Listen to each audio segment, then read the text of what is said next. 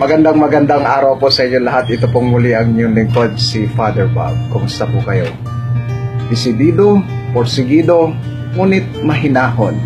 Yan ang ugali ni Jesus na lumalabas sa atin pong ebanghelyo sangayon kay San Lucas chapter 9 verses 51 to 56. Desidido na po at porsigido si Jesus na pumasok sa Jerusalem upang gawin ang kanyang misyon, ialay ang kanyang buhay.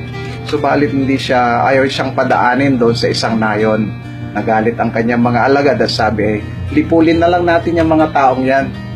Subalit sabi ni Jesus, wag, dumaan na lang tayo dito sa kabila.